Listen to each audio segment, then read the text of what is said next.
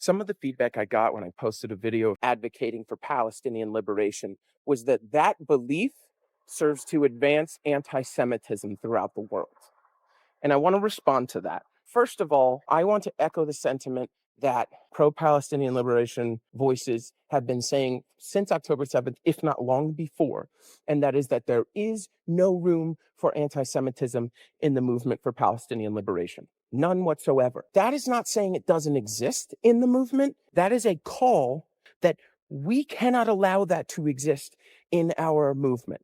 I made a conscious, clear effort to distinguish between Zionism and Judaism. But I admit that maybe I oversimplified what Zionism is. So I'm going to expand on it. Zionism came about as the belief that the Jewish people have the right to self-determination, the belief that the Jewish people need a place to be safe, the belief that the Jewish people have some claim to their religious holy land. I don't have a problem with any of those things. What I have a problem with is when that place that the Jewish people can be safe and that state on the Jewish Holy Land is made by forcefully expelling at best and ethnically cleansing at worst the people who had been living on that land for over 1,000 years. I have a problem with when you do not give those people who have been living on that land for over 1,000 years a say in the matter. I have a problem with when exercising that right to self-determination, they do so at the expense of another people's right to self-determination, the Palestinians. I have a problem with the Zionist belief that has become more prevalent since 1967 that Israel has to control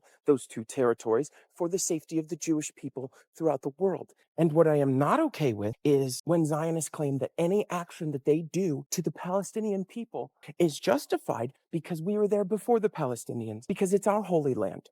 Before the ancient Jewish people lived there in Judea, it was called Canaan. The ancient Canaanites practiced a polytheistic religion, and so they also had their religious holy land on that territory before Judaism even existed. Over 90% of the modern-day Lebanese population can trace their ancestry back to the ancient Canaanites, while between 40 and 60% of the modern-day Israeli and Palestinian populations can trace their ancestry back. So by the same logic, if the population of Lebanon showed up on Israel's doorstep and said, our people were here first, the Canaanites, and our religion had its holy land here first, Israel should go, okay, you can have it. But I don't think you'd be okay with that. And then if you weren't okay with that, and they said, well, no, I mean, it's our land, we were here first, and they took it anyway, that's effectively what Zionists did to Palestinians. I have a problem with that. And I think you would too if it was happening to you. And I could keep going back and doing this with different populations of people or different religions and do this forever.